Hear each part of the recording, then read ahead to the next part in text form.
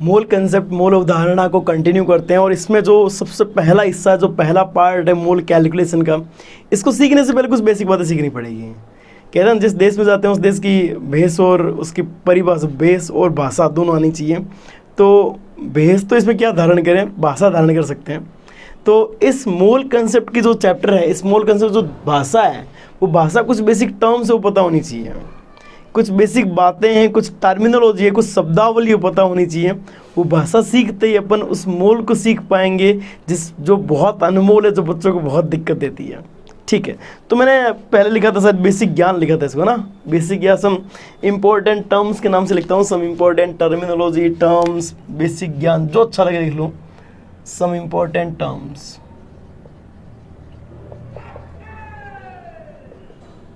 Important terms, some important terms, कुछ basic ज्ञान। Basic ज्ञान लिखो ना यार, ज्ञान की बात है बड़ी ज़बरदस्त, ज्ञान नॉट ज्ञात, कुछ बेसिक ज्ञान की बातें हैं, डिस्कस करते हैं। सुनना, इसमें सबसे पहले और सबसे इम्पोर्टेंट बात क्या है, सुनना। आप सारा जो यहाँ काम सीखोगे मूल के लिए, तो वहाँ मास का बहुत बड़ा रोल है, द्रव्यमान मास का बहुत बड़ा रोल है। तो सबसे पहली और सबसे गजब की term, that is relative atomic mass. What? Relative atomic mass. In short इसको क्या बोलेंगे? RAM, राम। रैम बोले या राम बोले, मेरे हिसाब से राम बोलना ज़्यादा अच्छा है, भगवान का नाम भी आ जाएगा इसमें। तो भगवान के नाम से ही स्टार्ट होता है, बहुत अच्छी बात है। इस चैप्टर की स्टार्टिंग यहीं से मुझे अच्छा लगता है यहाँ से करना, भगवान के नाम से स्टार्ट करना मुझे बहुत अच्छा लगता है। तो जो रिलेटिव एटॉमिक मास क्या है, मुद्दा क्या है समझना यार। अपन लोगों ने जो भी मेजरमेंट की जो फिजिकल क्वांटिटी काम में ली है, भौतिक राशि, भौतिक इकाई जो भी अपन ने काम ली है, भौतिक राशियों को मापने के लिए फिजिकल क्वांटिटी जो भी अपन ने फिजिकल, जैसे फॉर एग्जांपल मास के लिए अपन ने केजी डिफाइन किया। आप सबको पता है कि वेट को अपन केजी या किलोग्राम में मेज़र करते हैं, लेंथ को मीटर, सेंटीमीटर, किलोमीटर, इसको लेंथ को मेज़र करने का तरीका है, वॉल्यूम को, करंट को, सबको मेज़र करने का तरीका है। लेकिन आपने कभी सोचा ज़िंदगी में कि जो 1 kg वेट था, जो 1 kg भार है, वो किसने बोला ये 1 kg है? कभी सोचा ज़िंदगी में? किसने ये कहा कि 1 kg का वेट है, ये 1 kg का बाट है, जिसको अपन बाट बोलते हैं, 1 kg का बाट है यार। या तो भगवान ने कह दिया कि तथास्तु ये 1 kg का बाट ले जा। ये 1 मीटर का वो रोड होता है ना, मीटर का रोड, आप कपड़े की दुकान में जाते हो 1 मीटर पड़ा रहता है, उसको मीटर ही बोला जाता है। कपड़े के लोहे की एक छड़ पड़ी रहती है, पतली सी लंबी सी, उसको मीटर नाम दिया जाता है कि मीटर पकड़ाना, मीटर, कि वो 1 मीटर लेंथ का है, तो ए मीटर नहीं बोल के मीटर ही बोलते हैं उसको। तो ये मीटर की वो एक लेंथ थी, वो किसने दी? भगवान ने कहा चल लेंथ कैलकुलेट करनी है, तथास्तु ये ले जा 1 मीटर का है, आगे करते रहना काम जो करना है। या फिर हम लोगों ने अपनी मर्जी के अकॉर्डिंग अज्यूम किया कि इस वेट को आज से 1 kg बोला जाएगा, इस लेंथ को आज से 1 मीटर बोला जाएगा। तो ऑब्वियस ही बात है, हम लोगों ने एक स्टैंडर्ड लेंथ को पहले कुछ एज्यूम किया कि ये लेंथ जो है आज के बाद इसको 1 मीटर कहा जाएगा, ये जो वेट इसको 1 kg कहा जाएगा। तो इस तरह से लोगों ने एज्यूम करना स्टार्ट किया और इन यूनिट्स को अपन ने डेली लाइफ में उतारा और बहुत सारे मेजरमेंट स्टार्ट कर दिए। ठीक है, लेकिन एक बात ज़रा सोचो कि जो अपन मीटर काम में लेते हैं, मीटर काम में जो लेते हैं अपन लोग टर्म, वो हर जगह वैलिड है क्या? मतलब मीटर को हर लेंथ को मेजर करने में सही है क्या? क्या केजी को हर वेट में कैलकुलेट करने के लिए सही है? फॉर एग्जांपल जैसे अर्थ का वेट है, या फिर आप बहुत बड़े ज़्यादा वेट है, उसको केजी में बताना पसंद करोगे या टन में बताना पसंद करोगे? किस में डिपेंड करता है कितना वेट है। जैसे कभी कभी वेट को अपन तोड़ा में कैलकुलेट करते हैं, जैसे सोना चांदी है, सोना चांदी को आप ऐसे बता दो इतना टन सोना लिया मैंने। आप जब भी खरीदते हो ऐसे थोड़ी बोलते हो मैंने 10 टन सोना या 0.000001 टन सोना आज खरीदा है, ऐसा नहीं बोलते हैं। आप क्या बोलते हो? ये इतना तोला सोना खरीदा, इतना तोला सोना बेचा, इतना तोला सोना की भाव ये चल रहा है। आप सोने चांदी को तोलने के लिए तोला शब्द काम में लेते हो, या ऐसा वो तोला यूनिट है जो मास के काम में लेते हो, इतना तोला सोना, इसके लिए अलग यूनिट। लेकिन कभी बाजार गए हो तो चीनी लेके आए हो, तो चीनी कभी तोड़े में बोला है क्या कि 2 तोड़ा चीनी दे दे यार? नहीं, वो वहाँ पर सेट नहीं थी, किलो में लेके आएगा चीनी। तो बोरी लेके 50 किलो के आ जाएगा, तो केजी में करते हैं काम अपन लोग। ये एक जनरल अपना होता है। लेंथ जैसे मेरी घर से जो कोचिंग की लेंथ है, या मेरे घर से मेरी स्कूल की जो डिस्टेंस है, लेंथ यानी डिस्टेंस लेंथ में मेजर कर रहा हूँ। अब ये बाई चांस 1 किलोमीटर है, यही इसको 1 किलोमीटर नहीं बोल के 1000 मीटर बोलता हूँ, तो एक चर्चा हुई 1000 मीटर में आ गया साहब। मीटर में बोल सकते हैं 1000 मीटर हो गया थी, लेकिन यही मीटर को मैं सेंटीमीटर में 1 लाख सेंटीमीटर है, थोड़ा अजीब सा लगने लग गया। मिलीमीटर बोलो 10 लाख मिलीमीटर है, और ज़्यादा जो अंदाज़ा नहीं लग पाएगा इसको कितनी दूर। लेकिन 1 किलोमीटर बोला अंदाज़ा लग गया, 1000 मीटर में भी लग गया। लेकिन सेंटीमीटर और मिलीमीटर जो मैंने स्कूल की दूरी बताई, डिस्टेंस बताई, तो आपके दिमाग से मतलब खनक गया माथा, यार ऐसे कैसे बता रहा है, ये तो सेट ही नहीं बैठ रहा, पता ही नहीं चल रहा है कितनी दूरी है। तो हर यूनिट का एक अपना स्पेस होता है, एक जगह होती है, एक पर्टिकुलर तरीका होता है काम में लेने का, ऐसे अपन काम में नहीं ले सकते। वैसे मैं ये चर्चा इसलिए कर रहा हूँ क्योंकि जब अपन बात करते हैं एटम के मास की, तो एटम का मास तुम ना तो तोला में कर सकते हो, ना केजी में कर सकते हो, ना टन में कर सकते हो। इसको डिफाइन करने के लिए आपको अलग यूनिट चाहिए होगी। और एक और बात बताता हूँ, यूनिट आप कोई भी काम लो, हर यूनिट जो है, जो भी आप काम में लेते हो वो आपस में रिलेटेड होती है एक दूसरे से, इसलिए अपन एक दूसरे में कन्वर्ट भी कर सकते हैं। आप सबको पता है, जैसे मैंने 1 किलोमीटर बोला, तो 1 किलोमीटर को मैंने क्या बोला, 1000 मीटर, तो किलो को बोला 1000 नहीं होगा क्या, तो ये मीटर को किलोमीटर में कन्वर्ट या किलोमीटर को मीटर में कन्वर्ट करना मैंने किया ना। दो अलग अलग लेंथ, किलोमीटर भी एक मेजरमेंट है लेंथ का, और मीटर भी लेंथ का मेजरमेंट करता है, लेकिन दोनों को आपस में इंटर कन्वर्ट किया जा सकता है। सेंटीमीटर है, फिट है, बहुत सारे तरीके हैं। वॉल्यूम के ऐसे लिए बहुत सारे तरीके। तो जो भी तरीका अपन काम में ले रहे हैं वो आपस में इंटर कन्वर्टेबल तो है, वो दिमाग अपन लगा लेते हैं, कन्वर्ट कर लेंगे। लेकिन जिस जगह पर जो सही यूनिट है मास की, वो काम में लेना ज़्यादा सही नहीं है क्या? अदरवाइज फुलिशनेस लगती है, मूर्खता लगती है, या ऐसा बोल दो मूर्खता नहीं बोल के अपन ही बोल सकते हैं कि उससे कुछ सिग्निफिकेंट नहीं निकला, या उससे कोई मतलब नहीं निकलता। जैसे मैं 10 लाख बोल रहा था मिलीमीटर, तो उससे कोई एक वर्थफुल इन्फॉर्मेशन नहीं मिल रही मेरे को, या ऐसा वर्थफुल आइडिया नहीं लग पा रहा कि एग्जैक्टली इसकी स्कूल कितनी किलोमीटर मेरे को आइडिया रहता है लेंथ का। तो इसलिए जगह के अकॉर्डिंग वहां पर स्पेस जो जिस तरह से जिस जगह पर जिस यूनिट की जरूरत है उसके अकॉर्डिंग काम में लेनी पड़ेगी। तो अपन बात करते हैं एटम्स के अंदर, केमिस्ट्री में पढ़ना ही एटम मॉलिक्यूल है। अब इनका मास जो कैसे डिफाइन करना है, मुद्दा ये है कि अपने को ये तो पता चल गया विद रिस्पेक्ट टू करते हैं। आपने ये भी बोल दिया कि यूनिट मास यूनिट लेंथ आप किसी को कंसिडर किया है, एज्यूम किया है। वैसे मास जो है एटम्स का जब डिफाइन करना है तो उनका भी एक किसी यूनिट मास को आपने एज्यूम करना नहीं पड़ेगा क्या? उस यूनिट में अपन लोग दूसरे जो एटम्स हैं उनका मास डिफाइन करना स्टार्ट कर देंगे। आपको एक और बात बताता हूँ, जैसे ये मार्कर है मेरे हाथ में, ये मार्कर है या फिर कुछ भी जैसे XYZ, और ये स्टेपलर है। मैं इस स्टेपलर को बोल सकता हूँ कि यूनिट मास का है, इसकी यूनिट NJ रखता हूँ, तो एक नई यूनिट डिफाइन कर दी, एक नई यूनिट लॉन्च कर दी कि 1 NJ वेट है इसका, या फिर NJ बोले नवीन जोशी है ना, इस मार्कर का रख देता हूँ 1 NJ, ये पॉसिबल, कोई दिक्कत नहीं है। तो इसका मास 1 NJ साहब, तो हो सकती है नई यूनिट आ गई, क्या दिक्कत है, लेकिन ये काम में NJ ही लेगा, ठीक है, और कोई पता ही नहीं किसी को। पर जो ग्लोबल जो सबके लिए डिफाइन की गई, जो सबके लिए काम में आती है, तो एटम्स में भी एक ऐसी ग्लोबल यूनिट होनी चाहिए, वो डिफाइन कर की है किसी ने, IUPAC ने, और जो डिसाइड किया है, डिफाइन किया है, उसको यूनिट मास किसको माना है उस पर चर्चा करते हैं।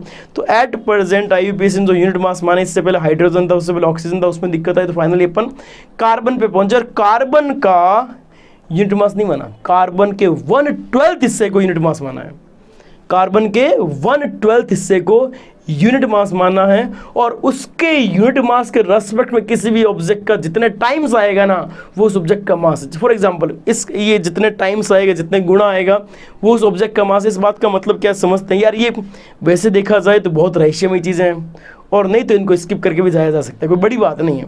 इन सब बातों को स्किप करके चले जाओ तब भी कोई दिक्कत नहीं है, लेकिन फील तब आती है जब स्किप ना किया जाए, एक एक चीज़ को डिस्कस किया जाए। मुद्दा ये है, हर एक बात को डिस्कस करना बहुत बड़ी बात है, नहीं तो आगे फील नहीं आती चीज़ों की। चलो एक बात बताता हूँ, जैसे 1 kg को अपन ने कुछ किसी वेट को तो अज्यूम किया, ये 1 kg वेट है, ये एक रिलेटिव रेस्पेक्टिव टाइम्स वाला मुद्दा बता रहा हूँ, ये 1 kg वाला वेट है, ठीक है। kg की यूनिट है, kg मास को मेजर करने की सबसे कॉमन और बेसिक यूनिट, इसमें किसी को कोई दिक्कत नहीं, कोई दोहराई नहीं, सिंपल सी बात है। अब मैं बोलता हूँ कि नवीन जोशी जो वेट है 75 kg है, वैसे ज़्यादा है 75, तो थोड़ा सा ज़्यादा होगा, बहुत ज़्यादा नहीं, ये भी ज़्यादा है, लेकिन इससे भी एक्चुअली ज़्यादा ही पड़ा, पर अपन मानते हैं 75 kg है, ठीक है। तो मेरा वेट क्या है, 75 kg है। अब इस 75 kg का समझदारी पता है क्या है? इस 75 kg का समझदारी ये है कि जो मेरा मास था ना, मास ऑफ एनजे, वो 1 kg का 75 टाइम्स रिपीट हुआ है तो बना है। आप समझो एक बारी, यहाँ पर 1 kg का वेट 75 वेट इकट्ठा करिए, 75 बाट बोल दो, वो बाट एक साइड रखो, नवीन जोशी को एक साइड रखो, दोनों इक्वल होंगे, तभी तो ये बात बोला है। मतलब मेरे मास का 1 kg के रेस्पेक्ट में 75 टाइम रिपीटेशन हुआ है तो मेरा मास 75 kg है। बात समझ में आई? यदि किसी का वेट 50 kg है तो उस 1 kg का 50 टाइम्स रिपीटेशन हुआ होगा तो जो मास बना तो 50 kg बना। मतलब उसी एक पर्टिकुलर यूनिट मास का जितने टाइम रिपीटेशन होगा वो उसका मास। फॉर एग्जाम्पल मैं इसको 1 NJ मास बोल देता हूँ, 1 NJ, और इस मार्कर के 200-250 मार्कर एक साइड रखो और एक साइड मेरे को रखो, बाई चांस वेट बराबर आता है तो मैं क्या बोलूँगा, मेरा मास कितना, 250 NJ, नई यूनिट। 250 NJ का मतलब क्या है, इस तरह के 250 मार्कर को रिपीट किया तो मैं एक साइड हुआ तो ये दोनों बराबर हुए। ऐसा भी तो हो सकता था कि मैं इस हाफ हिस्से को 1 यूनिट बोलता, यूनिट मास बोलता, ऐसा भी संभव था। यार मेरे दिमाग में यार ये मार्कर से छोटा करते हैं कुछ, 1/2 हिस्से को या 1/4 हिस्से को, यदि 1/2 हिस्से करता तो 1/2 हिस्सा 500 बार रिपीट होता तो मैं एक साइड होता। यदि मैं बात करता 1/4 हिस्से को 1000 1/4 हिस्सा यूनिट मास रिपीट होता उस साइड तो मेरा मास इस साइड 1 होता, बराबर होता। बात समझ में आई? मतलब जिसके रेस्पेक्ट में डिफाइन करते हैं ना वो हमेशा डिवाइड, मतलब उस यूनिट मास को डिवाइड किया जाता है तो डिवाइड करने से पता चलता है कितने टाइम रिपीट हुआ है। जितने टाइम रिपीट हुआ है और जिसको यूनिट मास माना, जिसके रेस्पेक्ट में रख के जितना टाइम रिपीट हुआ है वो इस ऑब्जेक्ट का मास कहलाता है। बात क्लियर हुई कि नहीं? बात समझ आई कि नहीं? जबरदस्त चीज़ें हैं यार, बहुत अलग है, बहुत मैं बोल रहा हूँ नहीं मिलती कहीं। ठीक है, तो अब अपन ने क्या, किसको यूनिट एटम्स के लिए किसको यूनिट मास कंसीडर किया वो बता रहा हूँ। एटम्स के लिए अपन ने किसको यूनिट मास कंसीडर किया उसको बता रहा हूँ मैं। तो अपन ने क्या किया, जो कार्बन था, ये कार्बन एटम मान लो, स्फेरिकल अपन मानते हैं, इसके इक्वल 12 हिस्से करो, कोशिश करते हैं 12 हिस्से इक्वल हो जाए अपने।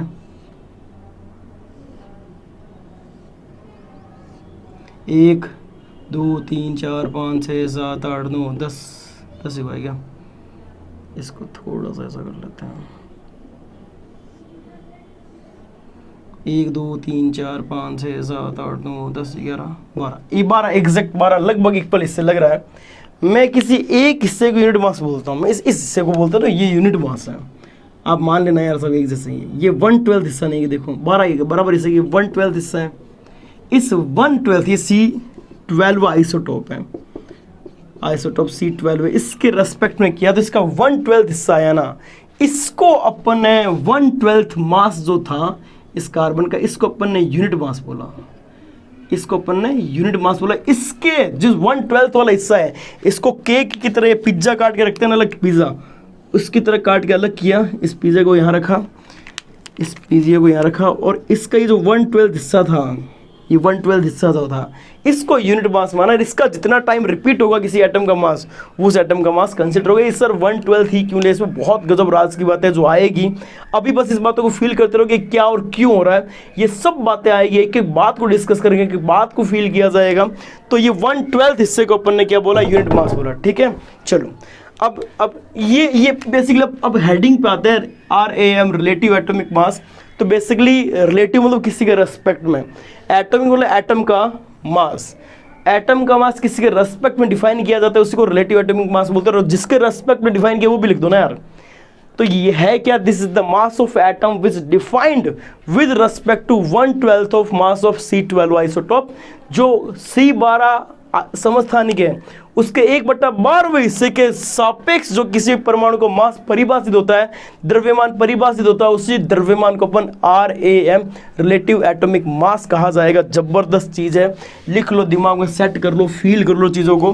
तो मैं इसको लिख रहता हूं, this is the mass of an atom, this is the mass of an atom with respect to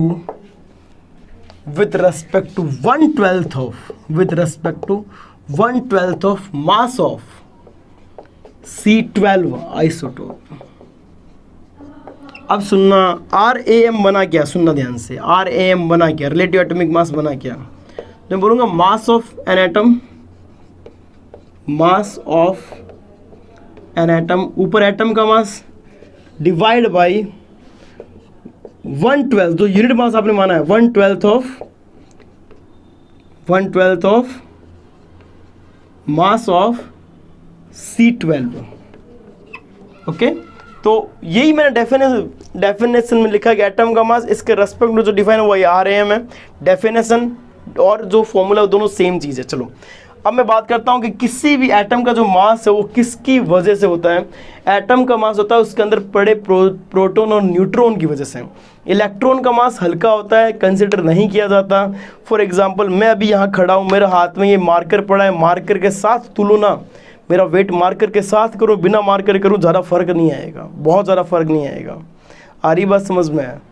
तो सिंपल सा मुद्दा है कि जो वेट है उसमें इलेक्ट्रॉन इसी तरह से, हालांकि इलेक्ट्रॉन तो उससे बहुत कमज़ोर रोल प्ले करता है। मैं एग्जैक्ट डेटा से बताऊं तो इलेक्ट्रॉन जो 1837 गुणा 1837 टाइम्स लाइटर होता है as compare to proton and neutron, जबकि प्रोटॉन न्यूट्रॉन का मास सेम होता है। कितना होता है अभी चर्चा कर लेंगे, 1.66 × 10⁻24 ग्राम होता है, अभी आ जाएगा। जबकि इलेक्ट्रॉन का 9.1 × 10⁻31 kg माइनस का 28 ग्राम माइनस का ऊपर। ठीक है, तो ये तो एक चर्चा हो गई कि इलेक्ट्रॉन बहुत हल्का होता है, इसका जो मास है वो किसकी वजह से, प्रोटॉन और न्यूट्रॉन की वजह से ही होता है, पहली काम की बात। दूसरी बात तो मैं बोलूँगा प्रोटॉन और न्यूट्रॉन को एक साथ एक नाम दिया जाए, जो प्रोटॉन और न्यूट्रॉन का जो कंबाइंड फॉर्म, इसको नाम दिया न्यूक्लियॉन। क्या? प्रोटॉन प्लस न्यूट्रॉन को एक नाम दिया क्या? Nucleon.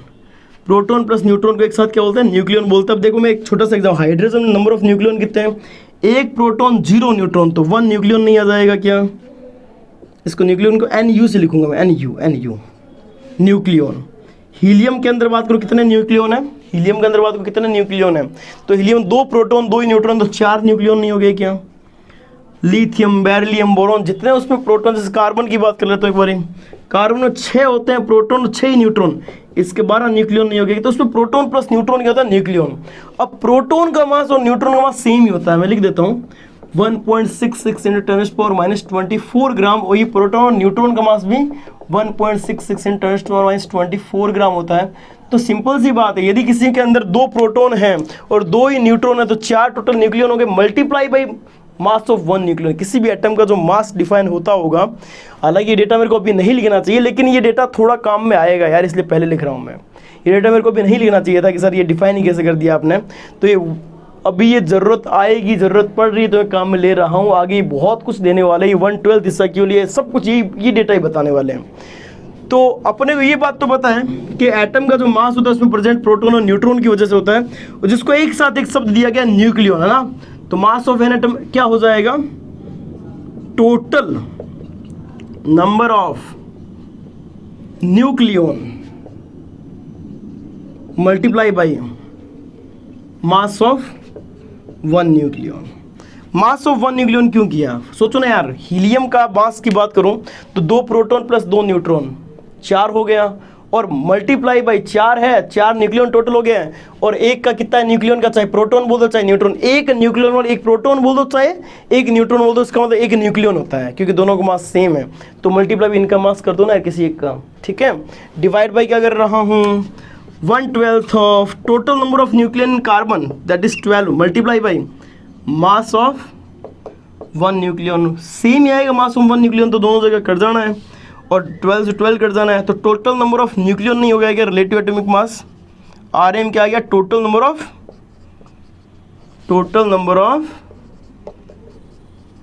Nucleon, total number of nucleon.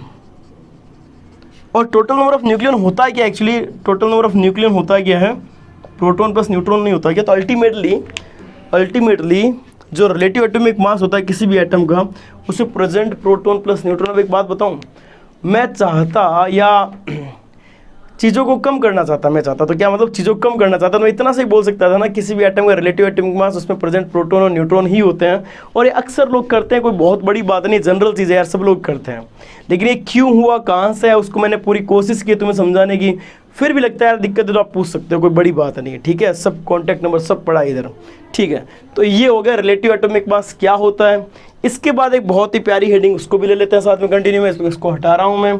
आप चाहे स्क्रीनशॉट ले लें, बढ़िया से नोट्स बनाएं जिसमें बहुत अच्छा लगे आप लोगों की और मुझे भी, क्योंकि यार मैं चाहता हूँ यार इस चैनल से बच्चे ये बोले यार कि नवीन जोशी सर यूट्यूब चैनल से मेरा सिलेक्शन हुआ, यार मज़ा आ जाए सला।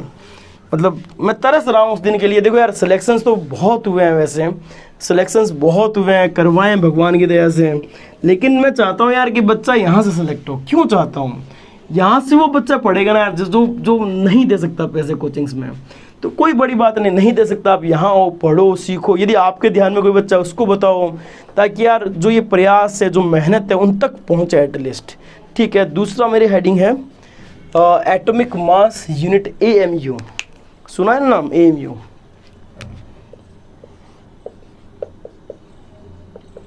एटॉमिक मास यूनिट, बड़ी सिंपल सी चीज़ है ये AMU। और बहुत बार AMU शब्द तुमने सुना होगा, काम में लिया होगा, लेकिन इस AMU की फील कभी नहीं थी हमारे पास। इस AMU को अपन ने कभी अंदर से जानने की ना कोशिश की, ना हमारे पास कोई फील रही थी।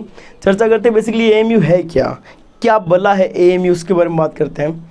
तो पहली बात तो AMU एक यूनिट है मास की जो एटम्स के लिए काम में ली, लेकिन इससे फील नहीं आई, इससे AMU की फील नहीं आती है, इससे बिल्कुल फील नहीं आती। लेकिन लिखना ये है, फील तो बाद की बात है ना, देंगे ना फील यार, क्या दिक्कत है, फील देंगे, क्यों नहीं देंगे। तो पहला पॉइंट तो ये लिख दूं मैं, उसके बाद फील देंगे। This is unit of, this is a unit of mass which used for atoms or molecule। या तो एटम के लिए, मॉलिक्यूल के लिए काम मिली। इसकी फील क्या हो सुनना, इसकी फील ज़बरदस्त है, इसकी फील ज़बरदस्त है। एक्चुअली 1 AMU डेफिनेशन बताऊँ, 1 AMU की डेफिनेशन बताऊँ, जो आपने कहा था ना C12 आइसोटोप कार्बन के 12 समस्थानिक का जो 1/12 हिस्सा आया था ना, वही 1 AMU था जब देखा गया। तो वापस सुनो 1 AMU क्या है? C12 आइसोटोप का जो ये 1 केक रखा था ना आपने, उस केक का जो एक छोटा सा हिस्सा, केक बोल दो उसका, पिज़्ज़ा बोल दो, जो इसका 1/12 हिस्सा जो आपने बोला था ना, इस 1/12 हिस्से को जब ग्राम में कन्वर्ट किया, जैसे तैसे किया गया, वो पता है जो मास आया उसी को 1 AMU, 1 unit mass, 1 atomic mass या यूनिट एटॉमिक मास बोला गया। तो बेसिकली है क्या? This is mass of, yeah, this is mass of 1/12 mass of C12 isotope. This is 1/12 mass of C12 isotope। जो C12 आइसोटोप था, 1 AMU क्या है? जो C12 आइसोटोप था उसका जो मास है, उस मास का जब 1/12 हिस्सा किया गया तो जो वैल्यू आई उसी को 1 AMU, जब ग्राम में चेक किया गया कितना आया, तो 1.66 × 10⁻24 ही ग्राम आया। वैल्यू कहीं जानी पहचानी लग रही है, वैल्यू कहीं देखी देखी लग रही है कि कहाँ पे मैंने काम में ली थी। सोचो, ये वैल्यू अच्छे से जानी पहचानी 2 बार बोर्ड पे लिखी गई थी। ये न्यूट्रॉन का मास बोल सकते हो, ये प्रोटॉन का मास बोल सकते हो। देखो गजब की बात, ये सेटिंग बैठी नहीं है, बिठाई गई है, ये तुक्का लगा नहीं, इसको लगाया गया है। ये ऐसा हुआ नहीं अपना आप के हो गया, नहीं, इसको किया गया है। जो 1/12 हिस्सा लिया ना कार्बन का, तो एग्जैक्ट प्रोटॉन और न्यूट्रॉन के मास के एग्जैक्ट इक्वल आ गया था। और जब चर्चा हुई आगे कि भाई साहब ये जो 1 AMU क्या है, 1 AMU बेसिकली है क्या, 1 AMU क्या निकला, 1.66 × 10⁻24, यही 1 AMU एक यूनिट का मास, यूनिट मास है। और इसी का यदि बात करो, यही मास ऑफ क्या है, यही क्या है, मास ऑफ प्रोटॉन, यही क्या है, मास ऑफ न्यूट्रॉन। अब एक बात सोचो ना, सीधे प्रोटॉन न्यूट्रॉन ऐड करो और इसके पीछे AMU ठोक दो, क्या AMU मास नहीं आ जाएगा क्या यार? सोचो किसी एटम का मास अब कैलकुलेट करना है, कितना अच्छा होगा प्रोटॉन और न्यूट्रॉन। मतलब एक प्रोटॉन है तो 1 AMU, 1 न्यूट्रॉन है तो 2 AMU, 2 proton 2 neutron 4 AMU। AMU ग्राम में कन्वर्ट करना, यूनिट काम मिले, तो ये बहुत गजब की सेटिंग बैठी है। तो रिलेटिव एटॉमिक मास और एटम का मास कैसे डिफाइन करते हैं वो मैंने आपको पूरी अच्छे से कोशिश की, और जो AMU की फील है वो ज़बरदस्त फील है, ये आपको कहीं नहीं देखने को मिलेगी। नेक्स्ट अपन एटॉमिक मास के बारे में चर्चा करते हैं, कैसे डिफाइन करते हैं, क्या यूनिट काम में लेते हैं। तो यहाँ तक अपन ने बहुत बेसिक और बहुत ज़रूरी बात सीखी है, और ये ज़रूरी और बेसिक बात अच्छी लगी है ना, तो प्लीज़ यार सब तक शेयर करना। कर रहा हूँ प्रयास, और अच्छे से करूँगा, क्योंकि ये जो प्रयास मैं कर रहा हूँ, इन प्रयासों में आपका बहुत बड़ा रोल है भाई साहब। आपका एक एक कमेंट मेरे को बूस्ट करता है, एक एक कमेंट मेरे को तगड़ा बूस्ट करता है अच्छा पढ़ाने के लिए। प्लीज़ शेयर करें, कमेंट करें, सब तक बताएं यार, जिसको ज़रूरत है उस तक पहुँचाएँ, ताकि मुझे बहुत अच्छा लगे। और सब्सक्राइब आपने किया ही होगा, बेल आइकन दबाया ही होगा, ताकि सारे नोटिफिकेशन मिलते ही रहे आपको। Thank you.